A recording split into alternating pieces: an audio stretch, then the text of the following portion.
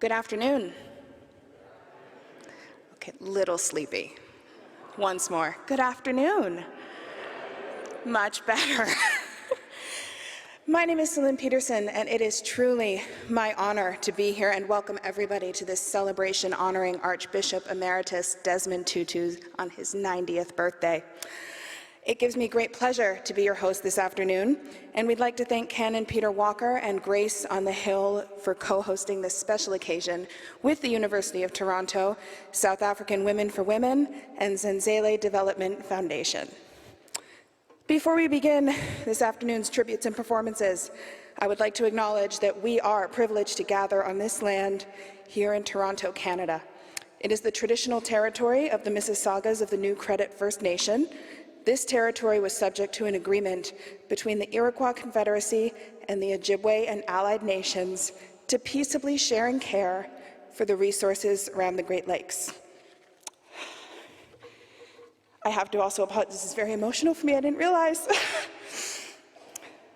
He was the first Black Archbishop of Cape Town. He received the Nobel Peace Prize in 1984 for his efforts to end apartheid, played a key role in South Africa's transition from apartheid era by chairing the Truth and Reconciliation Commission at the direction of then-President Nelson Mandela. My father, Oscar Peterson, often talked to me about the struggles people in South Africa faced on a daily basis, and so gathering here today, honoring and celebrating the Arch and his steadfast dedication to justice, racial peace, reconciliation, and spirituality through the clergy is a sincere joy and privilege, and as I said, quite emotional. Ladies and gentlemen, the Canon Reverend Peter Walker has served as a priest of the Diocese of Toronto for 40 years, and currently he serves as the incumbent of Grace Church on the Hill, Toronto. Please welcome Canon Peter Walker and Church Warden Ms. Laurie Melbourne to deliver welcome remarks.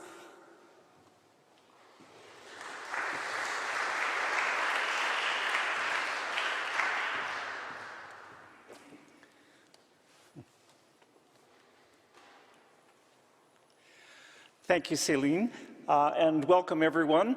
I just want to say before I forget that I think I met Céline when she was about 3 years old. And I was preaching at a church in Mississauga, and her father and mother were there and introduced me to their beautiful 3-year-old daughter. So this is special. And this morning at Grace Church, we sang Hymn to Freedom by a certain Oscar Peterson. So that was very special. Welcome to everybody. This is a party. This isn't a church service. It's a party. And we've got entertainers today. We've got tributes, and we've got you to all take part in this party. And it's a wonderful event in the life of this city, in the life of this church.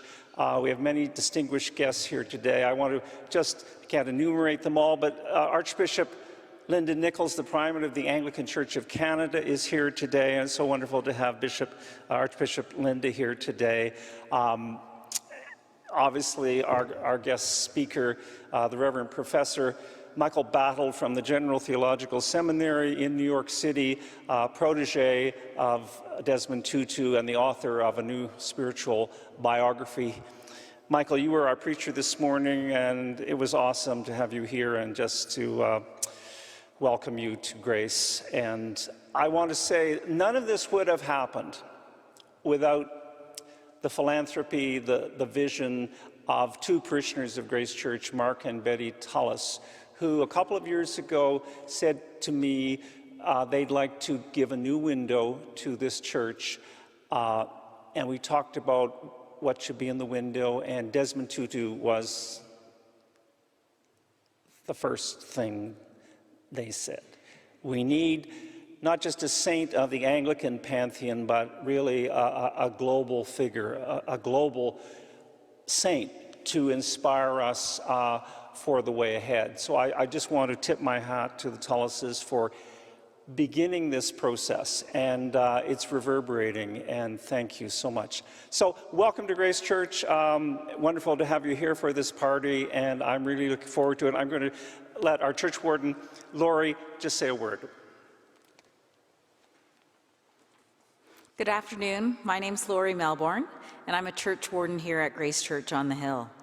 On behalf of the congregation at Grace Church, let me warmly welcome you to this place of grace for this special celebration of Archbishop Desmond Tutu's 90th birthday.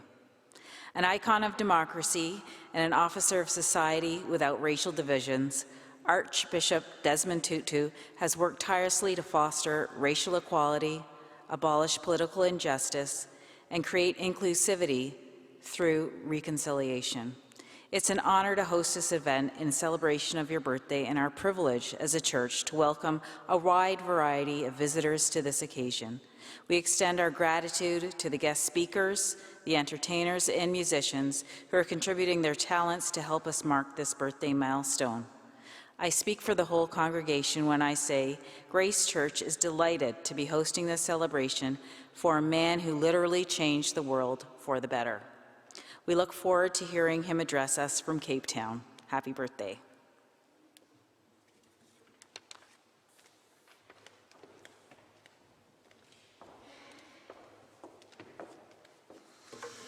Well, what a joy it is to be here together.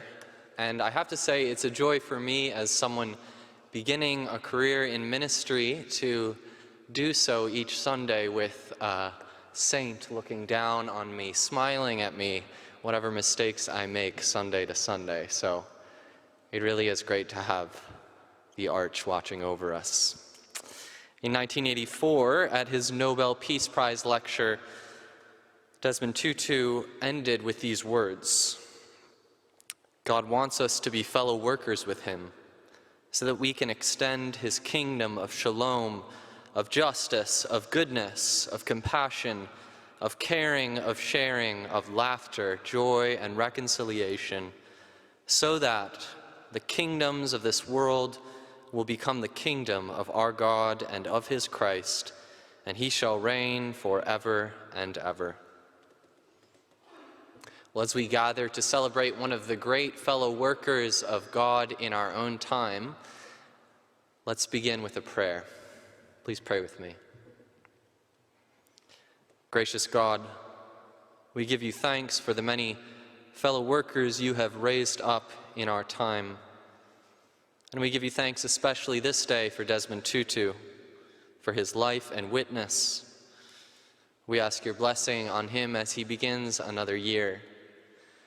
And we ask that you would make us fellow workers also of your kingdom of justice, joy, and peace, so that your perfect reign would rule in our hearts and in our world, to the glory of your name. Amen.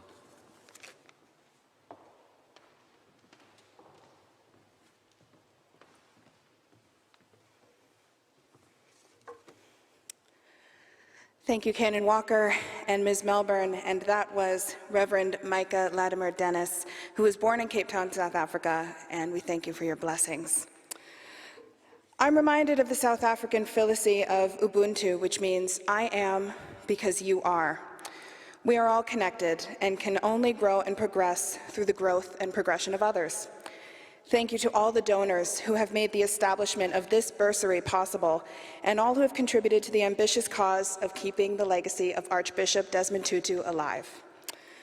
The University of Toronto has established the Archbishop Desmond Tutu Bursary in Divinity Studies to a Master of Divinity student with financial need and who demonstrates an interest in causes related to humanitarianism, truth and reconciliation, or climate change. The first of these awards will be made in the upcoming academic year, 2021-2022, and I am delighted to invite Ms. Jillian Morrison, Assistant Vice President, University Development, to speak about the bursary and the importance of honoring Archbishop Desmond Tutu's legacy.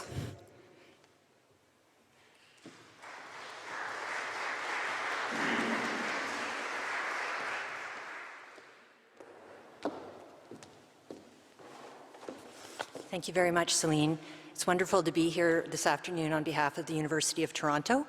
In 2000, some of you may know, the University of Toronto recognized Archbishop Desmond Tutu with an honorary Doctor of Laws degrees, celebrating his decades of humanitarianism, his determination in the face of systemic racism, and for giving voice to oppressed people of all backgrounds around the world. Today, of course, his visionary leadership continues to be, and profound commitment to justice continue to be admired by faculty and students and staff across U of T's 3 campuses. And the causes he has always championed, equality and truth and reconciliation, are as important and relevant to our staff, students, and faculty as ever. Indeed, with his lifelong service to the global community and his selfless dedication to global equity and understanding, Archbishop Tutu is an exemplar that we hope all of our students and our graduates strive in their own way to emulate. It was for this reason and many more that we were delighted when we were approached to partner together with the Archbishop's friends and supporters to establish the Archbishop Desmond Tutu Bursary in Divinity Studies at the University of Toronto. The award will be given to a student enrolled in a Master's of Divinity program at Trinity College, a student who has a demonstrated interest in causes close to the Archbishop's heart: humanitarianism, truth and reconciliation, or climate change. Because of the importance of this award and the high esteem in which the university holds the Archbishop, the university has pledged to match all donations made to the bursary, and we're very excited to see how successful the fundraising has already been. I would like to say a huge thank you to everyone who has supported the creation of the award, and it is my honor on behalf of everyone at University of Toronto to express our profound thanks to you, Archbishop Tutu, for all the work you have done and continue to do. The University of Toronto is enormously proud to count you among our most distinguished honorary graduates. I'd also like to say that we're extremely grateful to your dear friend Carole Adriaans for giving her time and leadership so generously in spearheading the establishment of this award, and for allowing us to be a small part of your tremendous global legacy. Thank you very much.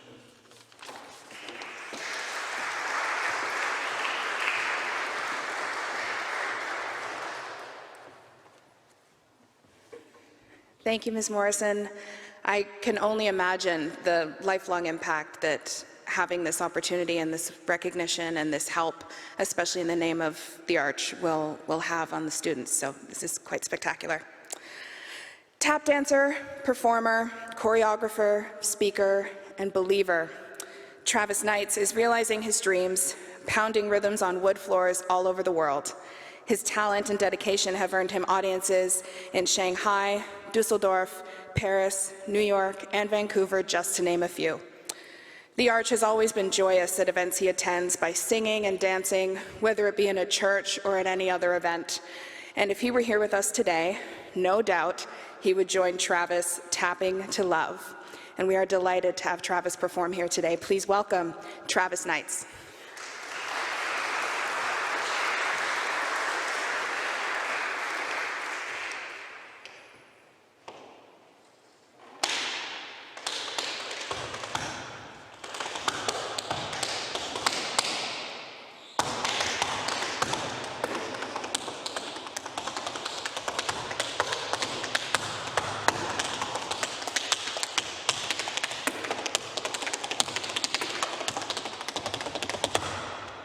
Hi, everyone.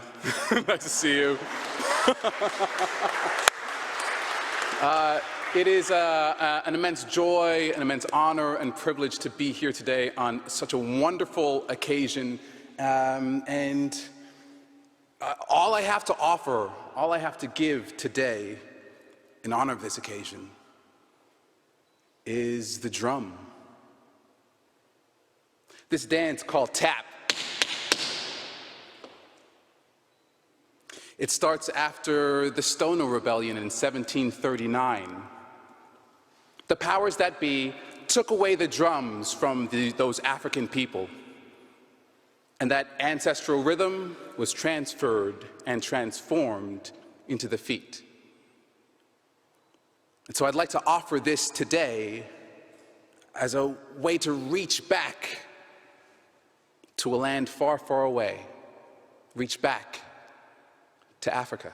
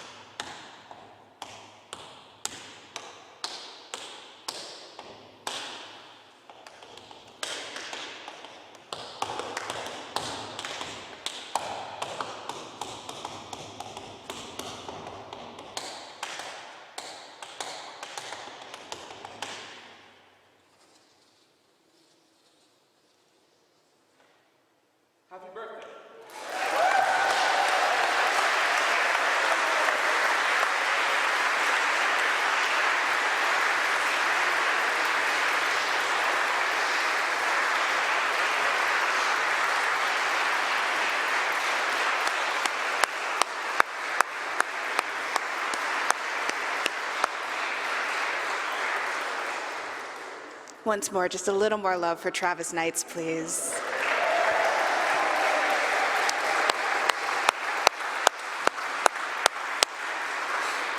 Sensational. Fatima Diki is a South African playwright and theater director. She is the first Black South African woman to have a play published.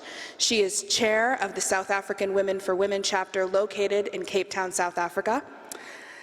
And we are so delighted to have a pre-recorded birthday acknowledgement from her for the Arch. Fatima Diki. Mine mnandi kuwe, mine mnandi kuwe, mine mnandi kuwe tata, mine mnandi kuwe. Happy birthday, our father. Happy birthday, our grandfather. Happy birthday, our living ancestor. God has bestowed a blessing of a long life on you. And so we are celebrating that long life with you. But then God has given you a second blessing in that you are not celebrating your long life alone, but you're celebrating your long life with your other blessing, Umama Ulia Tutu, your lifelong partner. And so, as we say happy birthday to you and may God give you a long life, we also say the same blessing to her. These greetings come from the South African Women for Women Western Cape sector. Tata, you have taught us two great lessons in this country. The first lesson was when you spoke out against the injustices of apartheid in this country. And you were not afraid that what will the church say? What will the people say about my church? But as an African who has an inborn culture of Ubuntu, you saw the injustice and felt it is time to put your voice in there. The second gift that you are going to leave us with is when you sat on the TRC and you led the TRC. It took a brave man. It took a man whose heart can forgive to sit and listen to people who worked for the government of the oppressors, telling you stories about how they killed, how they tortured. Those people were fighting for our freedom in this country. And so once again, you taught us the art of forgiveness. You will always remain in our hearts because of these two great lessons that you have taught us. uThixo akusikelele ayolule imihla yakho kwakhona angakuthathi ashiye umamuliya yedwa. May God bless you and may he make your days longer again, give you longer life, but not without your life partner umamuliya. Saying that, sihlwele sam lithi qamako. By saying that, my living ancestor, I thank God for your presence in our lives. Thank you.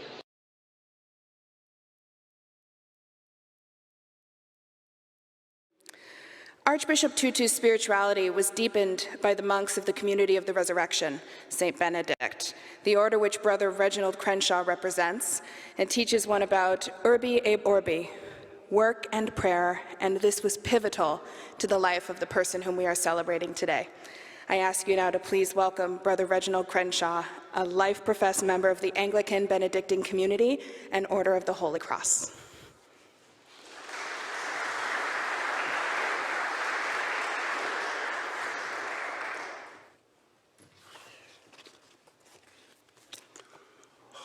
That's a relief. Good afternoon, everyone. I'm delighted to be here to express my profound gratitude for the life of Archbishop Tutu on his 90th birthday. I begin with two short reflections from both James Baldwin and Audre Lorde. History is not the past, it is the present. We carry our history with us, we are our history. And when I desire to be powerful, to use my strength in the service of my vision, then it becomes less and less important whether I am afraid. Archbishop Tutu, these two reflections describe both the public and private life you have lived these 90 years. In those 90 years, you have through your life shown us that the glory of God is a life lived abundantly. You have shared through teaching and action that each of us are born innately good. This belief led you to fight against apartheid, and it structured the reconciliation process in South Africa after the fall of apartheid. You have spoken boldly and advocated for human rights and racial reconciliation all over the world. You have placed your body where your vision is. You have freed us from living in a faith that makes us believe that we are born inherently evil and need atonement. You didn't do this alone, but with the help of the God who cherishes you, watches over you, and challenges you. I remember the first time that I met you, Bishop Browning and the other primates of the Caribbean and Canada invited you to moderate a gathering of bishops from Canada, the USA, and the Caribbean. The purpose of this meeting was to help bishops articulate their feelings around the issues of same-sex unions, ordination of gays, the holy orders, and a number of other issues, and to help the bishops primarily to talk to each other openly and honestly, despite their profound disagreements on how to address and resolve these issues. This meeting took place over a 2-day period at Holy Cross Monastery in New York. Your presence there helped to center the group. The questions you raised with the bishops, your active listening as each one spoke, your presence and acceptance of those present exhibited a new type of power at the meeting. It was the beginning of a new conversation, not resolution, but a new beginning. Your presence, quiet but contemplative, your words engaging and challenging, moved the bishops to a different place. For me, it was when I chose your book, Made for Goodness, for my parish adult group that was authored by you and your daughter, that enabled me and my parishioners to know you in a different way. There were two statements you made in the introduction that struck us. You said, first, we will see that we are all designed for goodness, and when we recognize that truth, it makes all the difference in the world. Second, we are perfectly loved with a love that requires nothing of us, so we can stop being good and live into the goodness that is our essence. We drank deeply at those two ideas, and as we moved through the book, as you and your daughter spoke of your experience, each of us reflected together on the experiences of our own lives. It was liberating. We began to see how we carry our history with us and realize how each of us was our own history. As you recall your experience of trauma, we entered into our own trauma, and as we journeyed with you and your daughter and ourselves, and we did it in such a way that we were able to begin the process of mending our own hearts and our own bodies. I salute you and thank you from those 6 women and 1 man. You showed us what the essence of holiness is, and that holiness belonged to all of us, and that finally we began to believe that each of us was holy.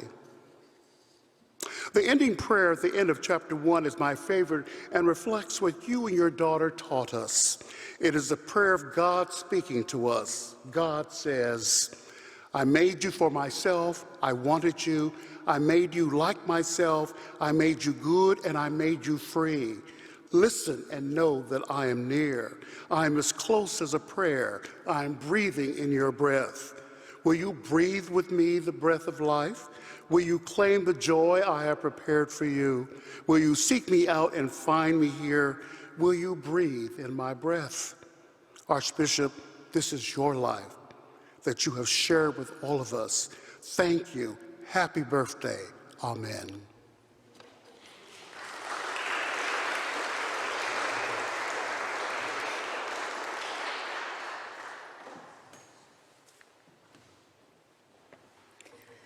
Thank you so much, Brother Reginald. And now it's time for some music.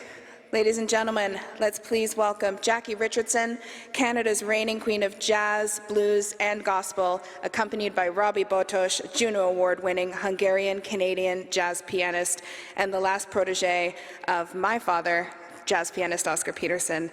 This is Jackie Richardson and Robi Botos with Hymn to Freedom.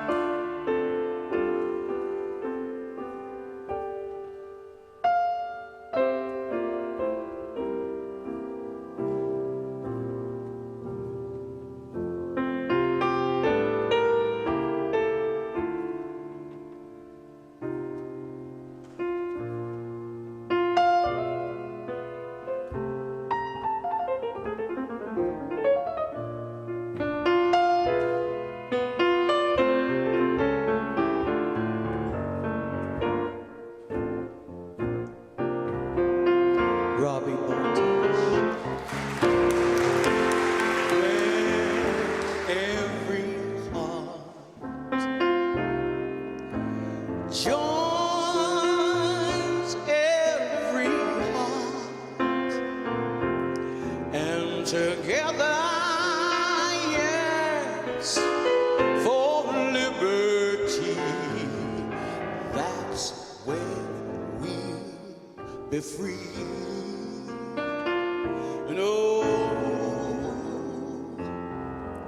When every hand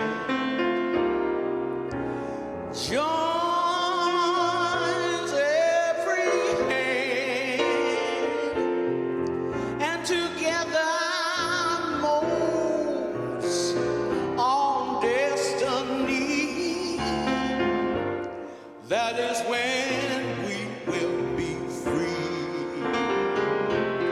Any hour,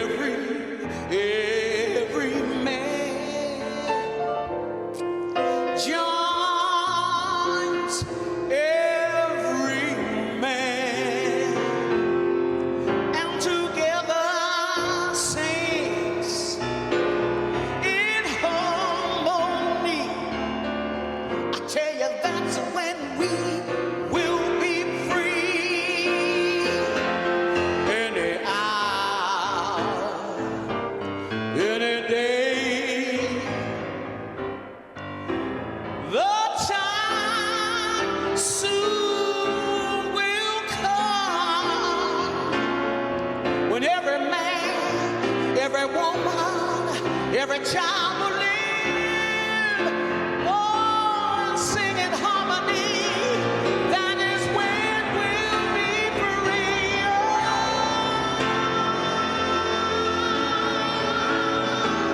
When every man joins in this song, yeah, together. Let's sing in harmony. That's when we'll be free. That's when we'll be free. Oh, that is when we all.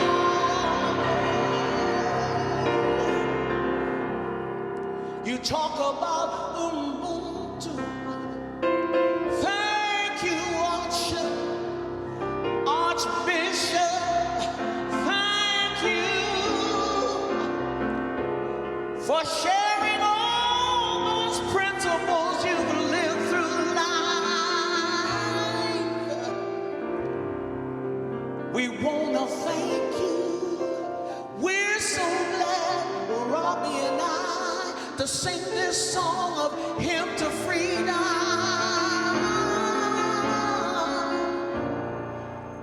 You gave your life for all the fight for freedom.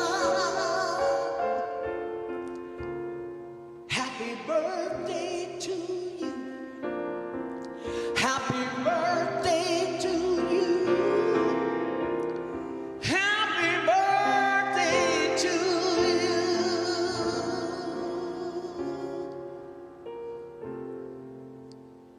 You've made the way, left your footprint. Oh,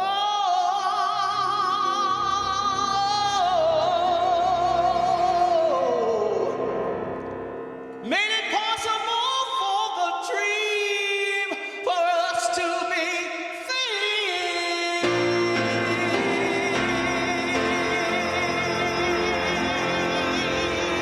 Happy birthday, God bless you.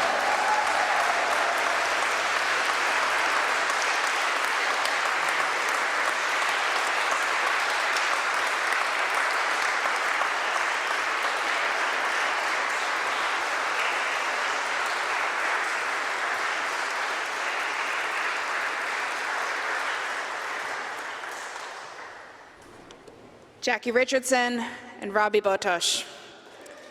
Yes, yes.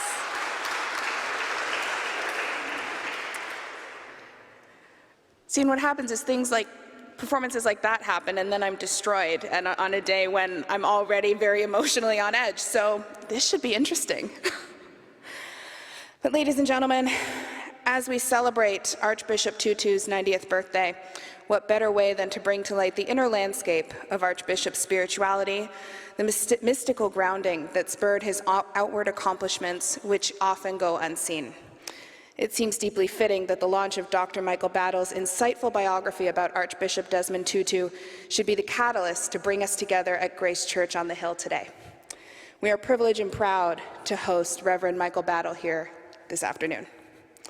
I'm delighted to introduce to you Reverend Michael Battle, who will address the spirituality of the Arch and how it shaped his commitment to justice and reconciliation. Reverend Battle, please join me.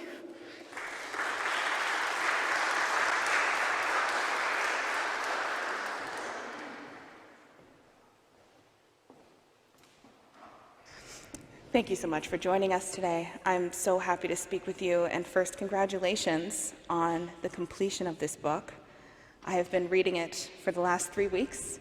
I'm still not finished. It's so much to take in, and there's a lot of self-exploration that I found,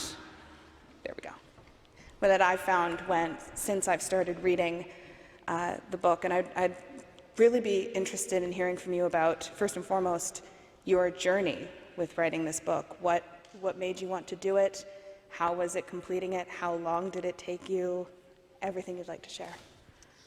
Thank you, Céline. And before I start, I also want to thank Carole Adriaans for what she has done to make this happen for me. So thank you, Carole.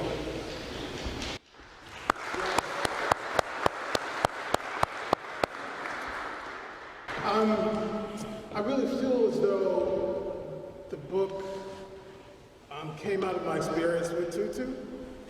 When I was trying to make a decision on my PhD dissertation, I was going to write on a white British bishop. His name was Kenneth Kirk. And Kenneth Kirk is pretty cool. And he had this ethic that you could only be ethical if you had a vision of God. And I thought that was nice. But then I had an epiphany that no one was taking Desmond Tutu seriously as a theologian. Most people saw him as a political agent. And Providence had it that he was on sabbatical at Emory University. I was at Duke University, and I was able to go down and meet with him at Emory. And when I walked through his door, the first thing he said was, "Let us pray." And when he said, "Let us pray," it opened the whole world to me that this was not simply academics, that this was about trying to show the world someone who naturally would go behind the scenes, who naturally showed the world who he really was. And I was able to live with Archbishop Tutu for 2 years.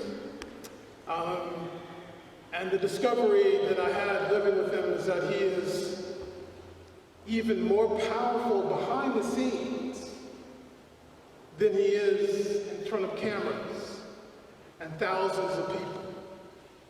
So I felt almost like a biblical writer trying to show the world a saint, a living saint. It's interesting. We all have different definitions of who God might be to us. And I think everyone in this room, elements of our spirituality, it's all individual and it's all unique. And what has been one of the drawing forces for me to the Archbishop has always been the message of loving regardless of whatever that but might be for somebody else. And growing up as a highly privileged but mixed race woman here in Canada, I've struggled a lot with my place. And not ever having had the privilege of being in the presence of the Archbishop, I feel that so many people have a home with him, regardless of whether he's in front of you or whether you're watching him on TV or listening to him on the radio or reading something that he has said. And it has to be such a remarkable experience to actually have that one-on-one time with him and to see for yourself the products of his teachings and the products of his wisdom. I wonder if you could share a bit about that. Sure. He is someone who is amphibious. He's an amphibian in the sense of living as a Black African, but also living as a Christian. And so what that means is he takes seriously his culture, his ethnicity, his particularity, but also living in this Christian identity that's actually healthy and not dysfunctional. He understands that those who are not of his particularity are just as important. And this amphibious nature got him in trouble because those in many of the Black communities were angry with Tutu as being, from what they saw, as a sellout, as a tool of the white man. And then, of course, those on the side of power those in that apartheid state saw Tutu as a threat. So the beauty of Tutu's amphibious nature is that he really took seriously that the understanding of reconciliation does not mean a zero-sum game. That he really wanted those who were being oppressed to be free, but he also wanted those who were the oppressors to be exorcised of the demons so that they too could be free. And, that's something about Tutu. I think that is a genius, that he took seriously, the axiom of Martin Luther King, injustice anywhere is a threat to justice everywhere. And that represents both who we consider as enemies as well as those that we consider as friends. And so Tutu didn't think we could be free unless we all moved in that direction. And thank you, Jackie, for singing about that kind of freedom that Tutu was after. Well, and that freedom, I think of one of the most significant elements of achieving that freedom is the finding within yourself the ability to forgive, which I struggle with. I, especially in the last 19 months, 20,000 years, however long this has been happening, that we've been living through this pandemic, I've struggled a lot with forgiveness, and I struggle with it when I attempt to keep up on the news and politics. I have the pleasure of being a dual Canadian and American citizen, so politics is an interesting one for me. But something, every time I think of the Archbishop, and I am always remembering his quotes about the power to forgive, and it sticks with me. I try to practice it. Sometimes it's hard, but I try to practice it. And are there any conversations you've had with him specifically about forgiveness, i.e., help me? Sure. Well, forgiveness is a part of what's called the rite of reconciliation. And when you understand reconciliation, you understand that you first must be contrite about something. Contrite is a word that really means to be aware of guilt, aware of brokenness. And from contrition, you confess it, you articulate it, and that's called confession. And then from confession to forgiveness, I believe forgiveness is before repentance. Because forgiveness is something in which, if you're simply aware of God's love, you are forgiven. And from forgiveness, repentance is about the movement toward God's will for the freedom of not just one people, but all people, and not just people, but creation. And then there's a last step that we often leave out of reconciliation, and that's reunion. And the reunion part is probably what's the sticking point for you.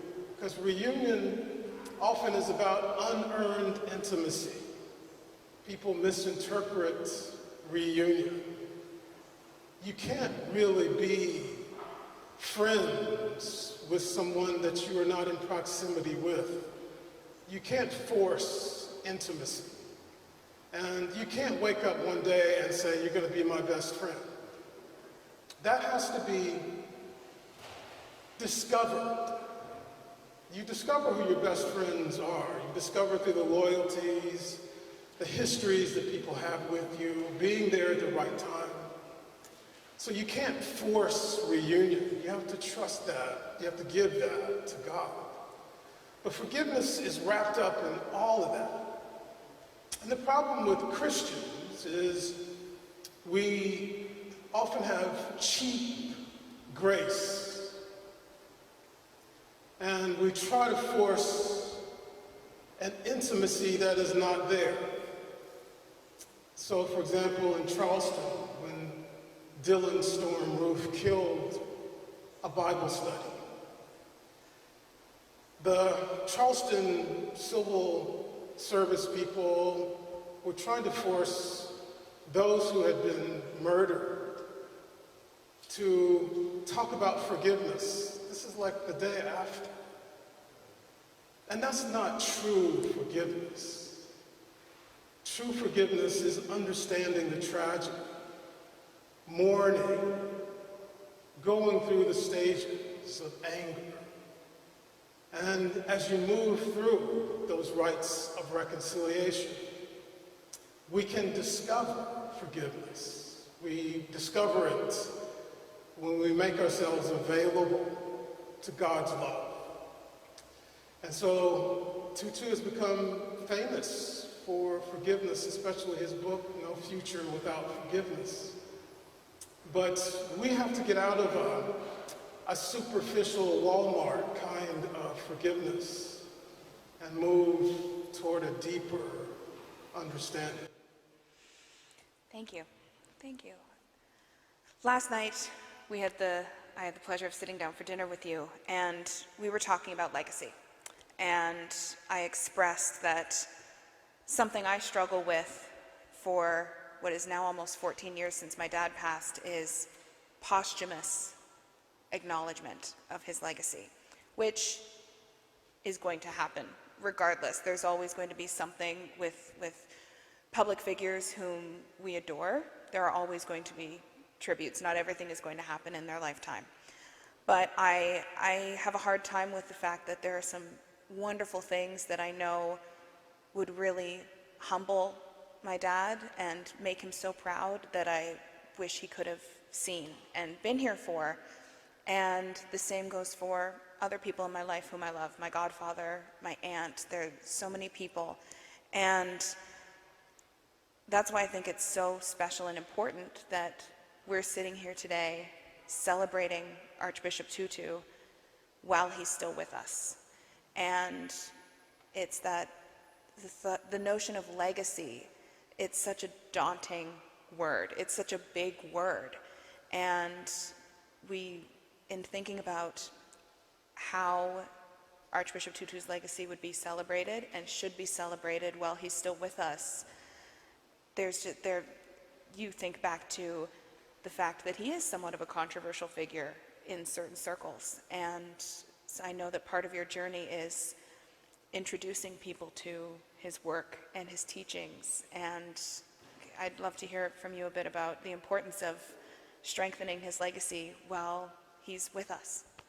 Sure, and we had a lovely dinner, and I remember saying back to you, usually those who are the extraordinary souls among us, we don't recognize until they die. Like Picasso, his works become valuable after he dies. And I would imagine you living with your father, he didn't have the respect that he should have had as a living figure. But thanks be to God, he's gaining it now. I think for Tutu's legacy, it's the same. He carries with him the complexities of the continuum of retributive justice and restorative justice, those who want more justice understood as a zero-sum game, or justice that's somehow thinking it can match the proportion of the crimes. But we all know, how do you match the crime of being raped? And how do you proportionately bring justice to the affliction of slavery or the removal of land? I don't know how human beings can do that, because that's an affliction that nobody can give any fair reparation. It doesn't mean reparation should not occur, but it means that we have to move beyond this sense of only retribution and look more at restoration. And that's going to be his legacy. His legacy is going to be moving the pendulum from justice understood as retribution towards justice understood as restoration.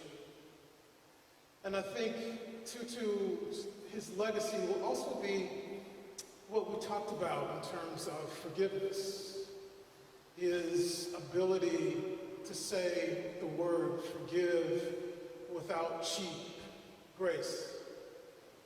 I think his legacy is also going to be, especially for Christians, moving out of a provincial worldview that Christians are the only ones with spiritual answers. His friendship with His Holiness the Dalai Lama is showing that in Tutu's later years, in his sage years, his friendship with the Dalai Lama is almost the embodiment of his worldview.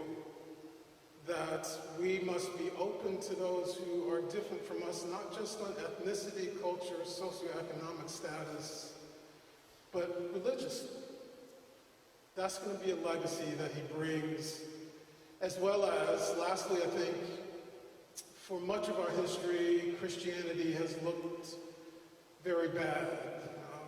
The churches have been on the wrong side of history for a lot of issues. Our leadership has looked like the Three Stooges in many ways, in the ways that our history has shown popes in bad light, so much of a bad light that HBO makes a lot of money off of a pope's life. Tutu, his legacy is going to be, hey, here's someone who's on the right side of history. Here is a church leader that shows a good kind of politics. Here is a church leader who can make you laugh. His legacy is going to be, here is one of the glimpses of how Christianity can be a part of the solution. And hopefully he will be contagious for future church leaders to be parts of the solution instead of exacerbating the problem.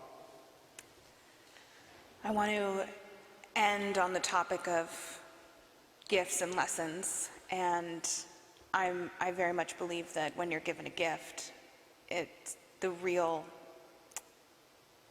product of that gift is what we do with it, and that is true in any scenario. And I think that what you've done with the gifts that the Archbishop has given you, whether it's in his time or his teachings or anything that personal in the relationship between the two of you, shows itself in your writings and your teachings and everything that you've said and shared with us today. But I'm wondering if there's a specific gift or lesson that you got from the Archbishop that you'd like to share with us. Yeah, I think it's embedded in this story that I love to tell. It was a kindergarten class, and the assignment the teacher gave was to draw something beautiful. And the teacher noticed one student in particular, little Susan, drawing something in a very enthusiastic way. And the teacher went over and asked, Susan, what did you decide to draw? And Susan said, I am drawing God. And the teacher said, being theologically correct, Susan, you can't do that because nobody knows what God looks like. And without skipping a beat, little Susan looked at her teacher and said, they will in a minute.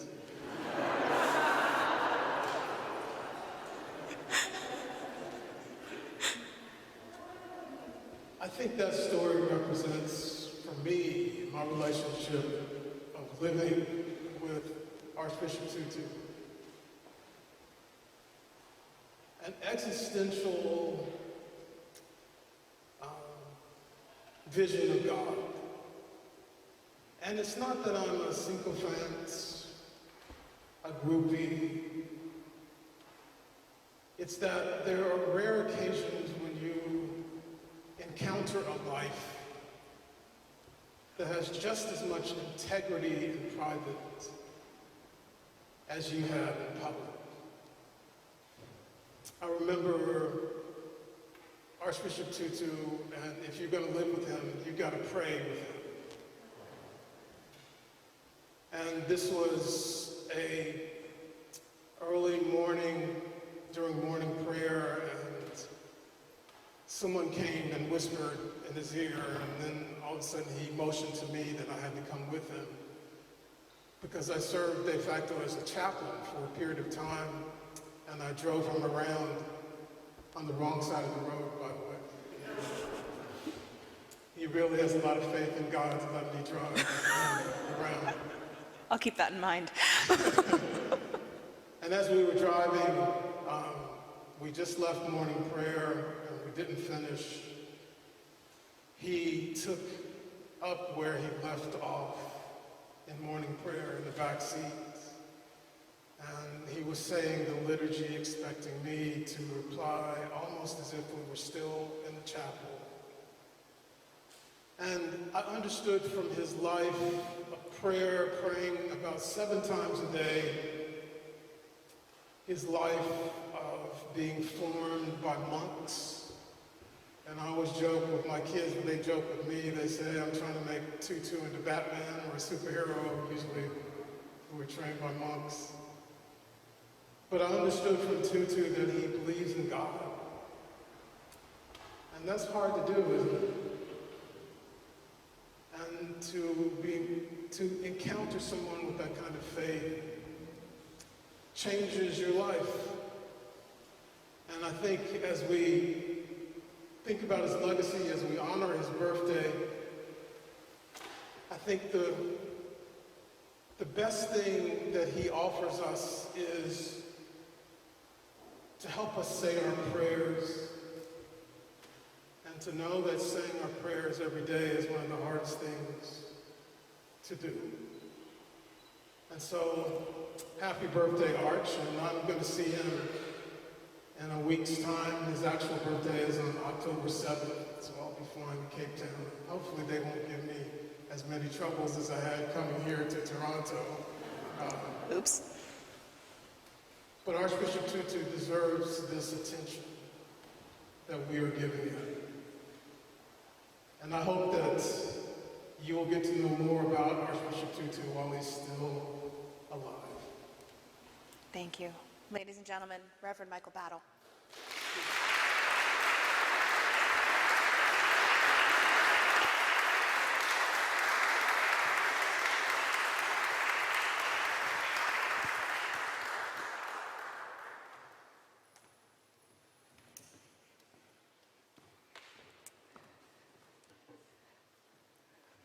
Desmond Tutu, The Spiritual Biography of a South African Confessor by Reverend Michael Battle. It so beautifully captures the service leadership of the Arch that centers on the intersecting values of respect, integrity, forgiveness, compassion, reconciliation, and Ubuntu, which is one of the important reasons why Michael's spiritual biography should be read.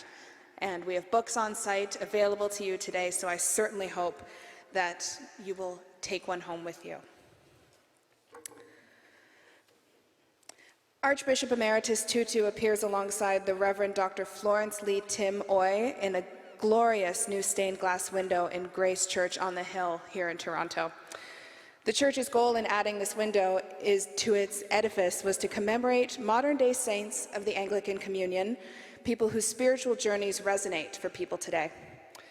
This project was planned before the pandemic started, but its installation during this tragic year of upheaval and grief became a touchstone of hope for the parish and the wider community, a visible sign of God's love and constancy.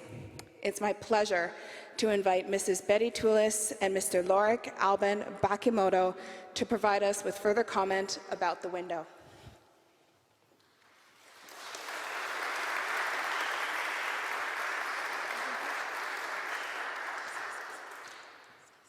Okay, sorry. Thank you. I was asked to say a few words about the stained glass window and how it came to be, and if you haven't seen it yet, it's up here. You can't see it from there very easily, but if you come up after the program is over, please come up and take a good look at it.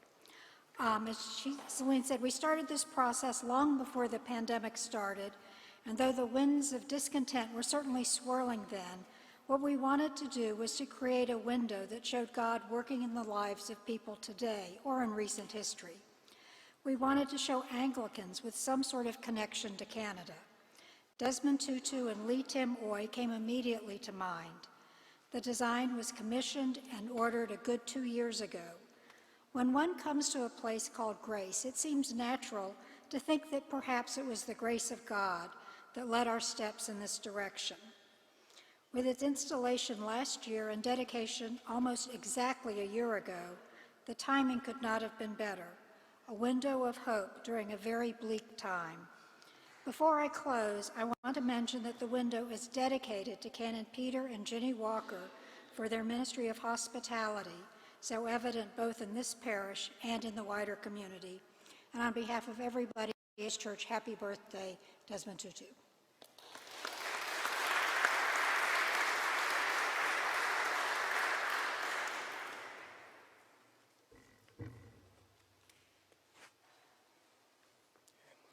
Archbishop Emeritus, university faculty, and everyone joining us in person or virtually from around the corner or around the world.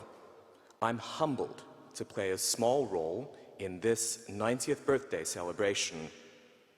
As a toddler, waving enthusiastically at Archbishop Tutu from my mom's red Mazda at Cape Town Airport, I never dreamed that I'd be here 26 years later, paying tribute to the Archbishop's bravery, which is immortalized in this stained glass window. Now, those familiar with Grace will know that many of our windows are dedicated to the bravery of young Torontonians who answered the call of freedom at great personal cost. The new Tutu window continues our building's tradition of honoring bravery and indeed the ongoing fight for freedom. I'll never forget playing tour guide to a foreign client who had come to Cape Town to attend a conference that my employer was hosting. Before dinner, the client and I toured the crypt of the iconic St. George's Cathedral, where numerous photographs displayed the Archbishop's activism under apartheid. The confused client asked me if Parliament was across the street, and I nodded. The client then told me that the Arch must have been brave, so I asked him why. Well, the client said, if you're going to denounce a brutal regime from across the street, you're either brave or plain insane. We can all agree that the Archbishop is the former. He continues to show bravery in his day-to-day activism and is and will continue to be an inspiration to future visitors to our building. And now, happy birthday, Arch.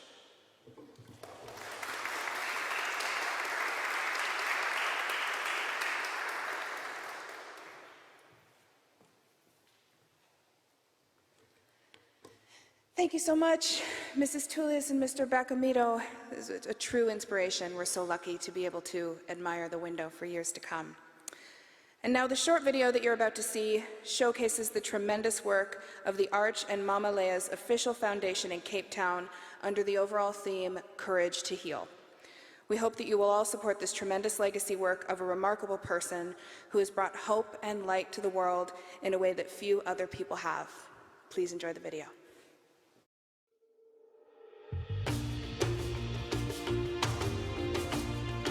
The Desmond and Leah Tutu Legacy Foundation has its home in Cape Town, South Africa. For many years, Desmond Tutu has stood on the side of those who suffer, and he has suffered much, but has always believed that evil will never have the last word, that not even a virus can separate us from each other, that we ought to continue to speak truth to power, and that forgiveness is more powerful than revenge. This year, as he turns 90 years old, his official foundation has launched the 90 at 90 campaign to ensure that his work, wisdom, and legacy are sustained. The campaign aims to raise 90 million rand, or at least $6 million US. We thank our Creator for Desmond Tutu's insights, for his life and witness, and thank you for honoring it in this way. I'm heartened by the Arch. and by his continued resolve to lead by example through his foundation and through the newly unveiled Tutu Legacy Fund. He's inspired us all. He's given his all in pursuit of this inspiring mission. His message and his voice still ring clear after all these years. After everything, he remains joyful and hopeful. As he turns 90, the time has come to hand over this rich legacy over to you who give us hope, such as Ingam Fundisi, Andrea Vederman, Kurt Hartley, Ayaka Melitafa, and Akona Toyeni.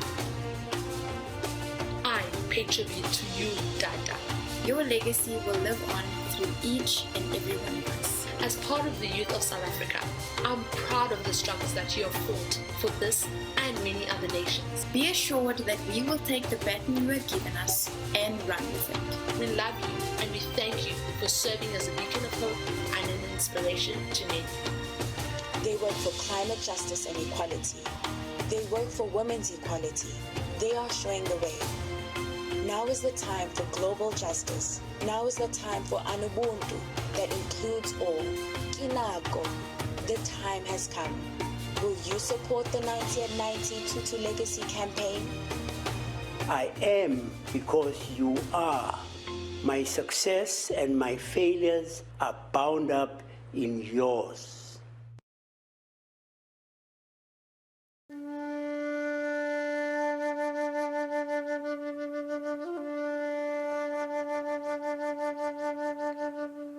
There is a gap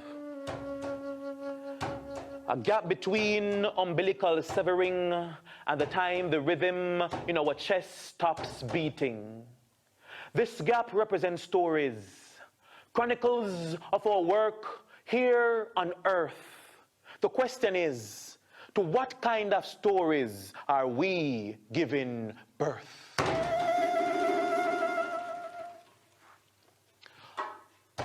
Wednesday, October 7, 1931, Klerksdorp, Transvaal, South Africa. Aletta and Zachariah gave birth to a son, one destined to shine as bright as the sun. He knew struggles, sold peanuts to help his family. He did his schoolwork by candlelight, survived TB, the boy had to fight. Like his father, he became a teacher. For him, Father Trevor Huddleston was a great inspiration. He became the first black Anglican Archbishop of Cape Town and Johannesburg, a voice for the voiceless. Have you heard? An outstanding, outspoken critic of apartheid, appointed by Madiba to chair the Truth and Reconciliation Commission, a man on a mission, a proud South African, Ubuntu.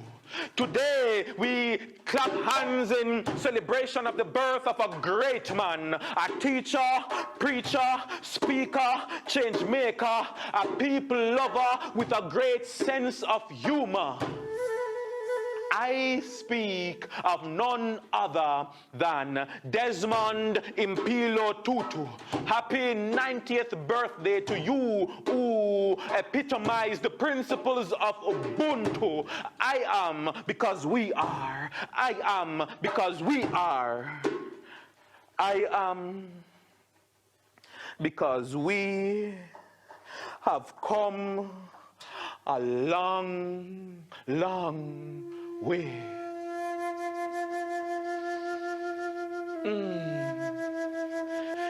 Testimonies of painful memories, bloody nights, bloody days, apartheid, apart ways.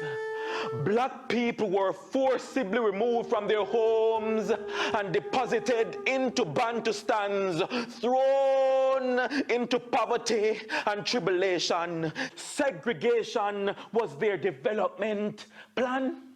How are this man? Father slaughtered, daughters raped, sons kidnapped, no chance of escape, tortured, shot, drowned. Black skin was seen as a sin, too much melanin. There was no dignity for the black family. There was no dignity for the black family. Still we hold no bitterness towards them. We do not seek retribution. Give us truth and reconciliation. As you so graciously said, God made us all. God forgives us all. Forgiving is not you being nice to the other guy. Forgiving is you being good to yourself. Forgiving is good for your health. After all, we are humans only through relationships. You see, we are made for interdependency. I need you to be you to the fullest. I need you to be me, because a person is a person through other persons. How else do I learn to walk? How else do I learn to talk? We all need equal access to education, rights, and justice, and that is Ubuntu, Ubuntu, Ubuntu. As you said, there is no true peace, no true security that ever came from the barrel of a gun. As sure as anything, someone will retaliate. Without truth and reconciliation, no one says let bygones be bygones. We all have a deep, deep longing for peace and harmony, not just as human beings, but with animals and the trees. The environment is on its knees, crying out for our love and care as climate conditions get worse year after year. Shorelines disappear, pollutants contaminate the air. Do we really care? Do we really care? You see, we all know that wrong is wrong. You and I were made in the likeness of God. We were made for good. God wants us to know that we're no chickens. We are eagles, made to soar, made to fly. So fly, eagle, fly, in the spirit of Ubuntu. Happy 90th birthday, Desmond Tutu. I am because you are. I am because we are. Keep shining, brilliant star.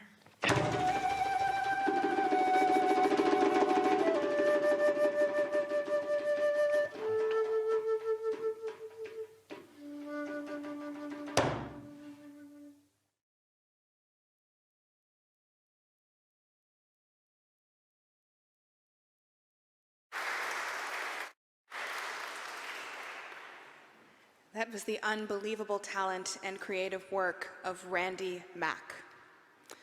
Randy is an international award-winning dub poet, creative activist, social entrepreneur, and Commonwealth Youth Awardee.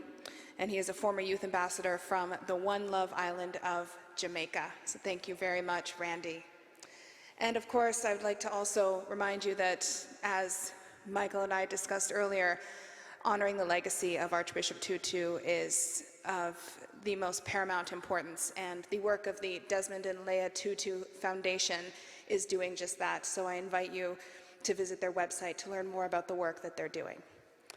I'd now like to invite the Most Reverend Linda Nichols, Archbishop and Primate for the Anglican Church, to deliver closing remarks.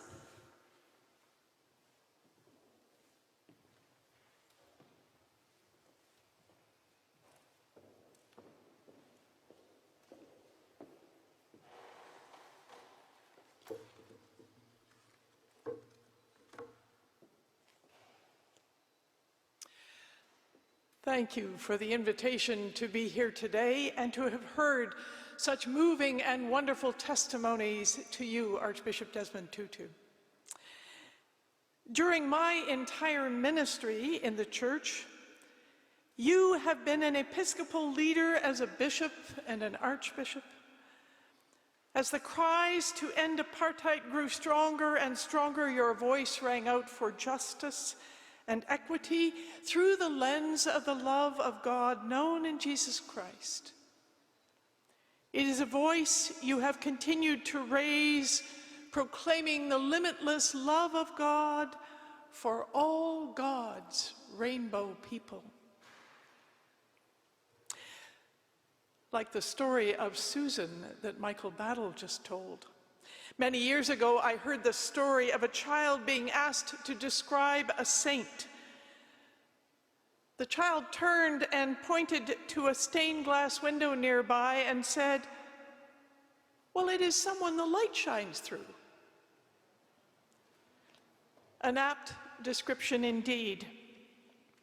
And we have certainly heard you, Archbishop, described as a saint today.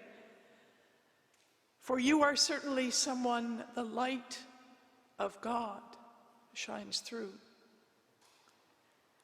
Christians, and maybe Anglicans in particular, are sometimes perceived to be dour, sober, and not much fun.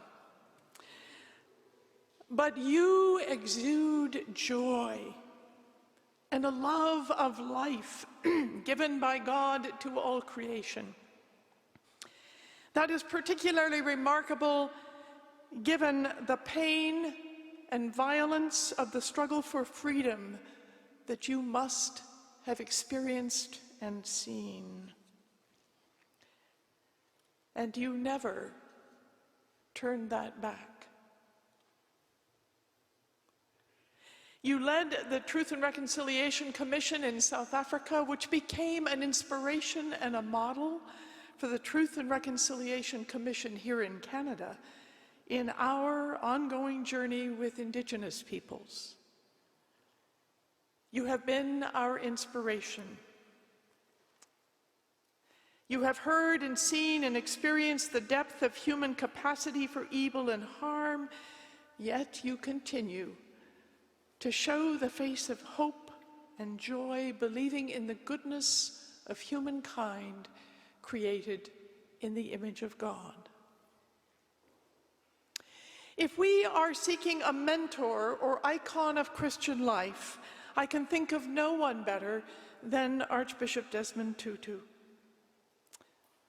And so, with deep gratitude to you for 90 years of life and ministry, for your continued witness to the gospel in humility and grace, may you be an example to all people, to all Christians, to Anglicans in particular, and to the future recipients of the bursary named in your honor this day. And may God's strength and courage that have sustained you in this long, long journey, this battle, this celebration, this joyful living of the good news of Christ day by day, may that strength and courage continue to fill you in the years to come. May God bless you this day and always. Amen.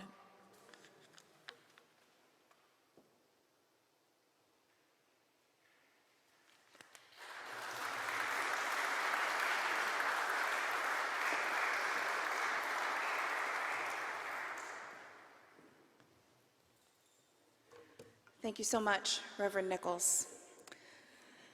I'd now like to invite the Reverend Dr. Christopher C. Britton, Dean of Divinity, and Margaret E. Fleck, Chair in Anglican Studies at Trinity College, to join me on stage and introduce to you the first recipient of the brand new Archbishop Desmond Tutu Bursary in Divinity Studies at the University of Toronto, and they will read a message from the Archbishop. Welcome.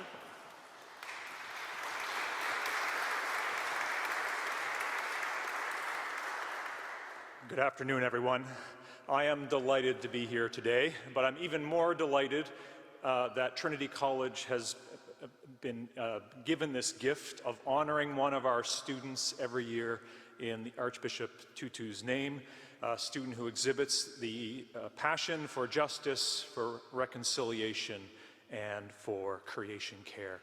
And it's as someone who's had students read Desmond Tutu since I began teaching theology, particularly in courses like Justice and Reconciliation. It's a particular honor for me. And so on behalf of the staff, administration, and students of Trinity College, I thank all those who have made this generous donation possible. We have our first winner this year. After considering a number of very interesting and promising candidates, we were very impressed by this year's winner's long history of commitment to issues like anti-poverty work among marginalized men and women, prison ministry, and in the classroom now, her passion for issues around justice, reconciliation, and also the environment. So I'm pleased to introduce you to the 2021 winner of the Archbishop Desmond Tutu Scholarship, Paige Suter.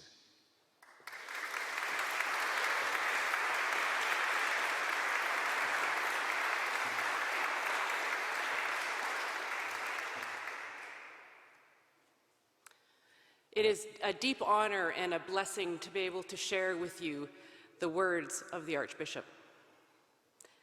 Dear friends, I am truly bowled over with the wonderful news of the establishment of the Desmond Tutu Bursary in Divinity Studies at Trinity College at the University of Toronto. It is an immense pleasure to see my friends come together to give and to create something that will benefit young people. It is a generous act, and I am truly and deeply touched by it. To every donor who supported the bursary, I want to say, in the spirit of Ubuntu, not only have you embraced our future generation with this educational gift, but you have also collectively taken action to give students hope and courage to effect change holistically. Leah and I are very grateful for our friends in Canada and remember fondly how warmly we were received on every visit we made. We would have loved to be in attendance to celebrate with you my 90th birthday. God bless all of you. Archbishop Desmond Tutu.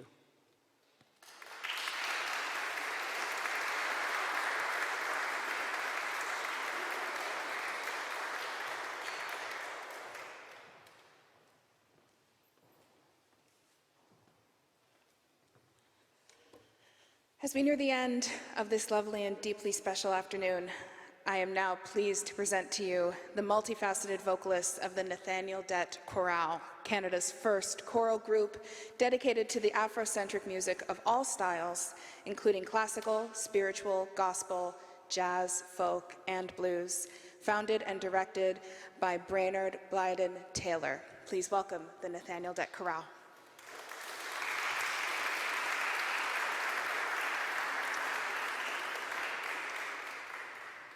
Good afternoon, everyone. It's a pleasure to be here, and particularly to be celebrating this wonderful milestone of Archbishop Tutu. Archbishop, we remember so very fondly performing at your convocation at University of Toronto and singing one of the pieces of Nathaniel Dette. And as you began to walk down the aisle at Hart House at U of T, the soprano soloist was singing, "He shall feed his flock like a shepherd and carry the young lambs in his bosom." It is something that you have done remarkably for your people and for all of us. And this evening we'd like to offer two songs that we feel embody who you are and what you're all about. The first song that we'd like to offer is "I Dream a World," the text of Langston Hughes. I dream a world where one no other will scorn, where love will bless the earth and peace its paths adorn. I dream a world where all will know sweet freedom's way, where greed no longer saps the soul, nor avarice blights our day. I dream a world where black or white, whatever race you be, will share the bounties of the earth and everyone is free, where wretchedness will hang its head and joy like a pearl attend the needs of all of humankind. Of such I dream our world. And the second piece that we'd like to offer is a setting of this little light of mine, I'm going to let it shine.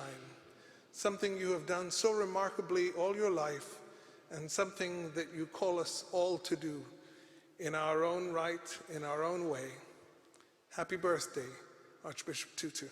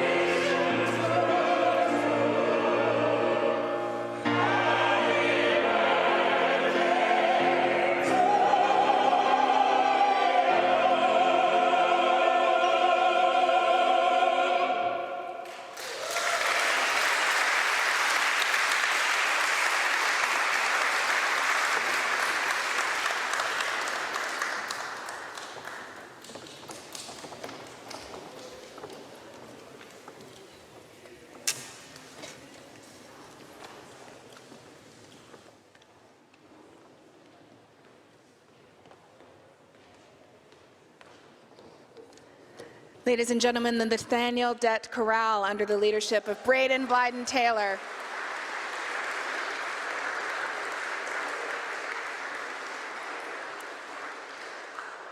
And this brings us to the end of this afternoon's events. I'd like to thank you so much for joining us in this celebration of Archbishop Desmond Tutu's 90th birthday and the establishment of the Desmond Tutu Master of Divinity bursary that has been established in his honor. And on that note, it would be remiss of me to not mention the woman who is responsible not only for spearheading the establishment of that bursary, but for bringing us here today. Thank you, Carole Adriaans, for organizing this event.